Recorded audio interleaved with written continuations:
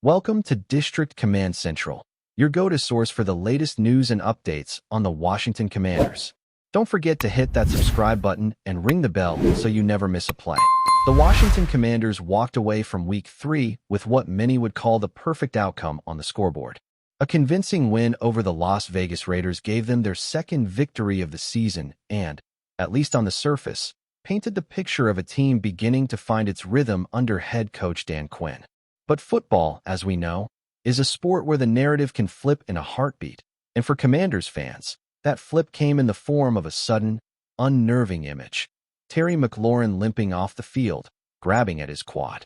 The sight alone was enough to take the shine off the win, because no matter how many points a team puts up, when your franchise cornerstone is in visible discomfort, the celebration is muted, and the questions about the future suddenly become louder than the cheers for the present.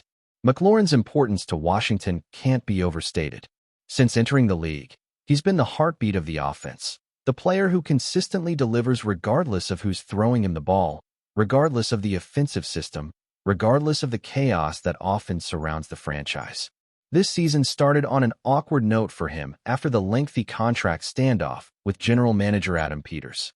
He missed valuable time during the summer, and the lack of rhythm showed in the opening 2 weeks. But against the Raiders, there was a glimmer of the McLaurin that Washington fans know so well. He only had 3 catches, but those receptions turned into 74 crucial yards, including a momentum-swinging gain that reminded everyone exactly why he's seen as one of the most reliable wideouts in the league. Just as it seemed like he was finding his footing again, just as it seemed like he was ready to put the slow start behind him, the injury scare arrived and shifted the entire conversation. Injuries are always part of the NFL story, but some teams seem to get hit harder than others, and right now, the Commanders are battling more than their fair share of bad fortune. They already went into Week 3 without their new superstar quarterback, Jaden Daniels, who was sidelined with a sprained knee. That absence alone could have derailed Washington's momentum, but thanks to a gritty team performance and a strong defensive showing, they held firm. Now, however, there's the looming possibility of being without both Daniels and McLaurin, the 2 players most crucial to the identity of this new-look Commanders offense. It doesn't take a football genius to recognize the problem here. When you strip away the quarterback and the number 1 receiver from any roster, let alone one still trying to define itself in a competitive NFC East, the consequences can be disastrous. The good news, if you want to call it that, is that McLaurin has a history of toughness and durability. This is not a player who's known for missing time. Throughout his career, he's shown a remarkable ability to suit up, push through pain, and deliver when it matters most. That reputation is one of the reasons fans still cling to hope that this quad injury won't sideline him long-term. But durability isn't invincibility. Muscles and joints don't care about reputations, and until the medical tests come back with clarity, there's a shadow hanging over the franchise. Washington can only adopt a wait-and-see approach, but patience doesn't come easily when you're watching your season balance precariously on the health of one man's leg. There's also the emotional toll to consider. For players, losing someone like McLaurin, even temporarily, can shift the atmosphere in the locker room. He's not just a receiver. He's a leader, someone teammates look to for inspiration and stability. For the coaching staff, it creates headaches they'd rather not deal with this early in the season. You can already sense the ripple effect: play calling adjustments, reshuffling personnel, and forcing younger or less proven receivers to step into roles they may not yet be ready for. Even for a head coach like Dan Quinn, who's known for his defensive acumen and calm demeanor, the thought of losing McLaurin is enough to send shivers down the spine. And as if to emphasize the unpredictability of the game, Quinn himself wasn't immune to the chaos of Week 3, needing stitches after colliding with Marcus Mariota on the sideline, a bizarre moment that served as a microcosm of Washington's injury-plagued start to the season. Fans, naturally, are already projecting the worst-case scenarios. Imagine walking into a matchup against the Atlanta Falcons without Daniels and McLaurin. Suddenly, that comfortable victory over the Raiders feels like a distant memory, replaced by the daunting thought of how the offense can function without its 2 main weapons. Of course, this is the NFL, and backups are expected to step up. Next man up is a mantra repeated in every locker room, and sometimes Adversity reveals unexpected stars. But you can't manufacture what McLaurin brings to the table. His route running, his ability to create separation, his knack for making contested catches. They're not qualities you just plug in from the depth chart. And that's where the anxiety lies. Washington may still line up and fight, but without McLaurin, the ceiling of this team drops considerably. What makes the timing even worse is the broader context of the season. The Commanders are in a division where every inch matters. The Eagles are powerhouses, the Cowboys are always lurking, and the Giants, while inconsistent, are capable of pulling surprises. Washington doesn't have the luxury of breathing room. Every game counts, every win is precious, and every injury feels like it tilts the scales that much further in the wrong direction. The early weeks of the season are supposed to be about building momentum, ironing out mistakes, and setting the tone. Instead, the Commanders find themselves patching wounds, holding their breath over medical reports, and hoping that fortune starts swinging back in their favor. McLaurin's situation underscores the fragile balance of the NFL. One moment, you're celebrating a big play and a decisive win, and the next, you're staring at the possibility of your offensive identity crumbling. That's the cruel beauty of the sport. Nothing is guaranteed, and every week is a test not just of skill, but of resilience. For Washington, resilience is quickly becoming the defining word of their season. They've already had to prove it with Daniels. They've already endured it with other key players lost for the year, and now they may need to summon it again if McLaurin's quad doesn't heal as quickly as everyone hopes. The coming days will bring clarity. Maybe the tests reveal nothing more than a minor strain, something manageable that allows McLaurin to suit up against Atlanta. Maybe the injury lingers, forcing him to the sidelines and leaving Washington scrambling for answers. Either way, the Commanders' trajectory has taken a concerning turn, one that adds tension to what should have been a week of optimism. Victories are sweet, but in the NFL, health is the true currency, and right now, Washington feels dangerously close to bankruptcy on that front. Until McLaurin's status is confirmed, the fanbase, the coaching staff, and even his teammates will carry that uneasy weight, knowing that the fate of their season might rest on one player's ability to push through pain and continue being the steady force he's always been. If you're enjoying the coverage, make sure to smash that like button and drop a comment with your thoughts on the Commanders' latest moves. We want to hear from you. Something wild has just shaken the entire NFL community, and I promise you, if you thought this season was going to be predictable, think again. Because the story that's coming out right now is one of those situations that nobody ever expects to see, and yet, when it finally leaks, it's almost impossible to look away.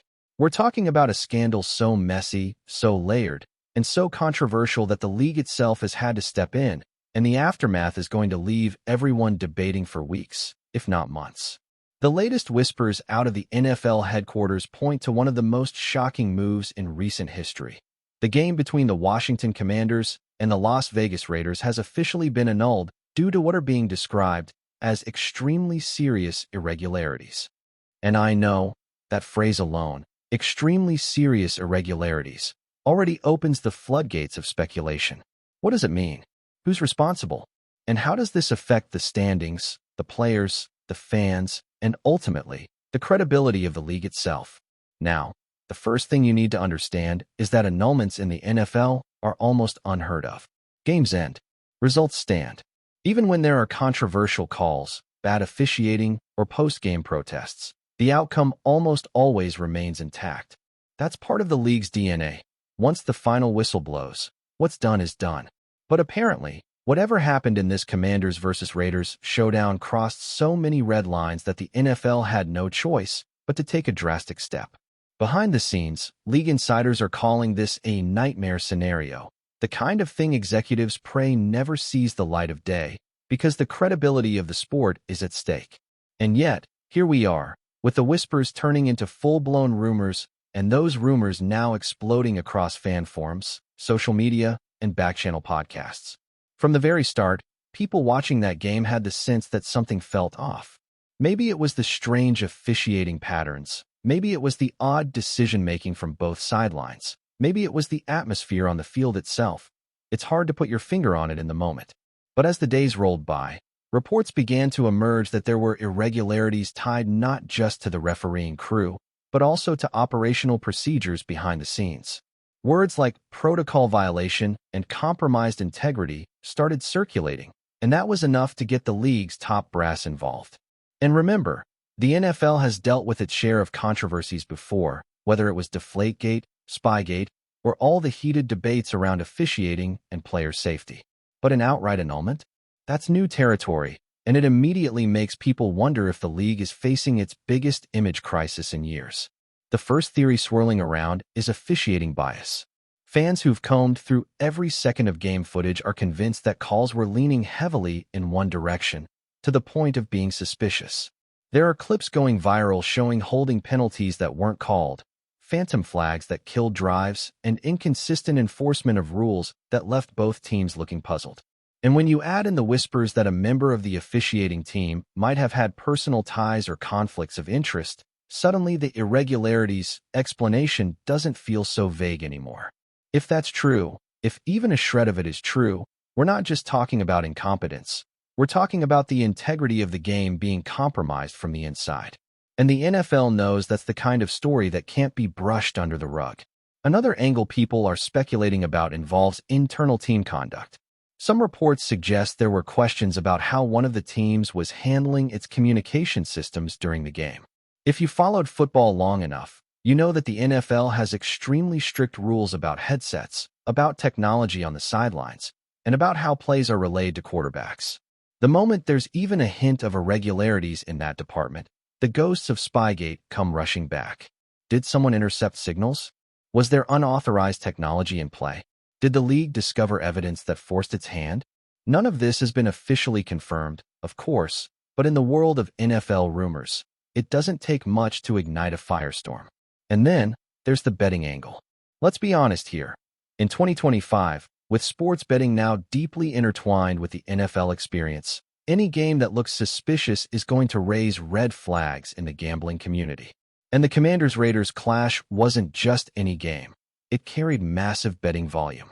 When the odds shift in unusual ways, when bizarre in-game decisions tilt the spread dramatically, and when millions of dollars are on the line, you can bet that regulators are watching closely. Some insiders are whispering that the annulment might be tied to irregularities discovered in betting patterns linked directly to the game, which would explain why the league acted with such urgency. Because if the perception ever takes root that NFL games are being influenced by outside financial interests, the fallout could be catastrophic for the league's reputation. Of course, fans of both teams are in complete shock. Raiders Nation is up in arms, already feeling like their team has been scapegoated in recent years by questionable officiating and league politics. Commanders fans, meanwhile, are frustrated because this season was supposed to be about rebuilding credibility, about showing progress on the field after years of turmoil off it. And now, instead of talking about players, strategy, and the excitement of competition, both fanbases are stuck debating whether the NFL itself can be trusted. It's not the kind of conversation you want surrounding your team, especially when every single game matters in the standings. And speaking of standings, the annulment leaves a giant question mark. How will this affect playoff races? Do both teams lose the result? Is the game replayed? Or does the league simply strike it from the record as if it never happened? That uncertainty only adds fuel to the fire. Let's also talk about the players, because they're the ones caught in the middle of this mess. Imagine spending an entire week preparing, risking your body on every snap, and then being told days later that none of it counts. The frustration has to be boiling over in both locker rooms. Veteran leaders are reportedly furious, not just at the annulment itself, but at the lack of transparency. Young players who are fighting for contracts, stats, and recognition feel robbed of opportunities. Even coaches, whose jobs are already on the line week to week, now have to deal with the added chaos of answering questions they don't have answers to. The sense of betrayal is real, and the league's silence so far only makes the tension worse. And here's where the story gets even more dramatic. Whispers suggest that this might not be an isolated incident. If there are extremely serious irregularities in one game, how many others might have flown under the radar? That's the nightmare scenario for the NFL. If fans begin to question not just this game, but the integrity of the season as a whole, that's when you start seeing trust erode, ratings dip, and sponsors raise eyebrows. Already, Commentators are calling for an independent investigation, something outside the NFL's own disciplinary structure. Because let's face it, the league has a history of trying to control narratives when scandals break. Transparency is the only way to restore trust. But transparency is also the hardest thing for a billion-dollar operation to deliver. Thanks for tuning into District Command Central. Make sure to subscribe and follow us for all the Commanders news you need. Until next time, keep the faith and hail to the Commanders.